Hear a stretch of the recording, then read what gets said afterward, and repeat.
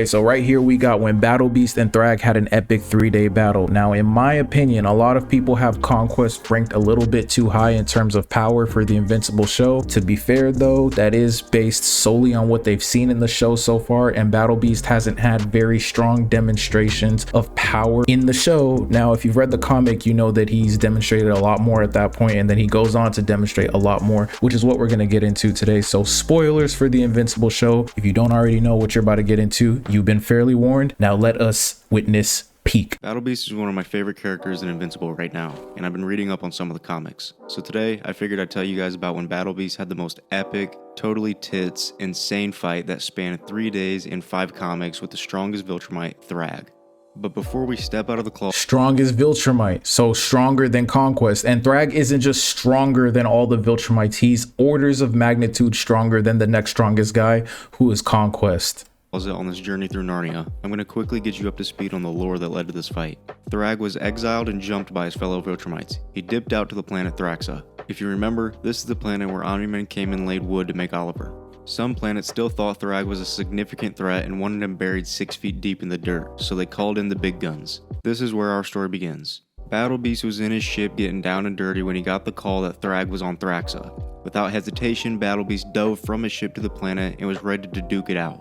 Thrag was surprised they sent Battle Beast to do the job because they fought before and Thrag won rather easily but they were in space. Because Battle Beast can't really fight in space that way. Battle Beast pretty much told Thrag that was a fluke, Mickey Mouse win, and he's here to finish business. But the conversation was interrupted when Ragnars were released to the planet. They flew in and cut open Thrag's stomach. Battle Beast was pissed that his girlfriend released him before the fight ended because he wants a fair fight and they're ruining that. And that bullshit right there is the only reason Battle Beast loses to Thrag, and you'll see why in a second. But this bullshit is the literal only reason that Thrag ends up beating Battle Beast. So he proceeded to help Thrag fight them off. While doing so, Thrag called Battle Beast a fool because why the would he help him?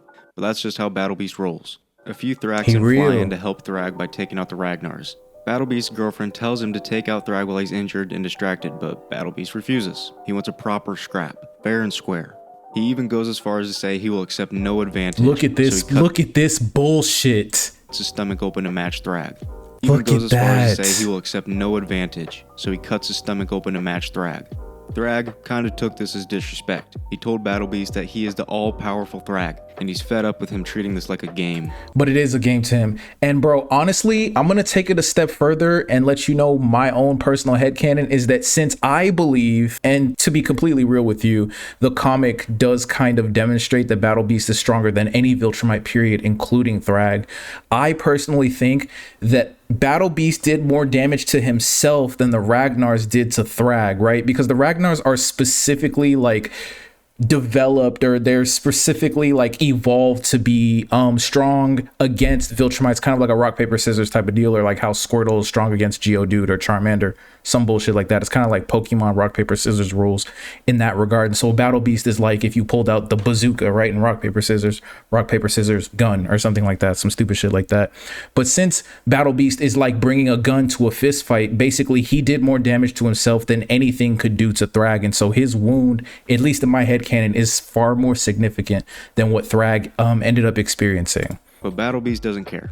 He wakes up in the morning, he lives for only one thing: to have a Rory McDonald, Robbie Lawler type of fight, which was an absolute banger of a fight. They then go at it. They collided and fought like hell, trading juicers left and right. Battle Beast was even able to sink his teeth into Thrag's skull. Thrag then launched Battle Beast into the air with one punch, but Battle Beast came back and bit into his arm, gripping it like a pit bull. Keep in mind, all of this is taking place while the world is still moving. Back on Earth, Mark is dealing with stuff, and yet these two dudes haven't.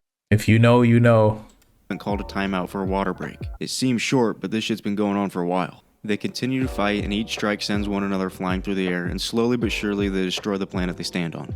Alan, who has been streaming this fight illegally because he's not paying those pay-per-view prices, told Mark that this fight has been going on for days. And the reason they don't jump in to help is because Alan is told they can't intervene because Battle Beast could kill Thrag at any moment. We then cut back to the fight, and you know it's a proper scrap when Thrag is almost double bare-cheeked mid-fight. They continue to go at it and fight. While it was a decently even battle, Thrag was eventually able to kill Battle Beast with one more fatal juicer. Battle Beast went out like a champ and even thanked Thrag for their epic battle. I'm not gonna lie. And the way he did it was by taking advantage of Battle Beast's open wound, which he inflicted on himself. Again, I think Battle Beast was far more wounded by his own hand than Thrag was by the Ragnar's, and so he was immediately at a disadvantage, which of course he probably loved because he's fucking Battle Beast, bro. This Battle Beast is an absolute dog. Though Thrag won, he sustained multiple severe injuries and collapsed right after the fight. Thrag was then taken away by the Thraxan people and he started recovering quickly. He also took Battle Beast's hide and wore it as his mantle, which is absolutely gangster. He then pulled an Omni-Man and started laying wood on the Thraxan people. Huh? You serious? But that's for a different video.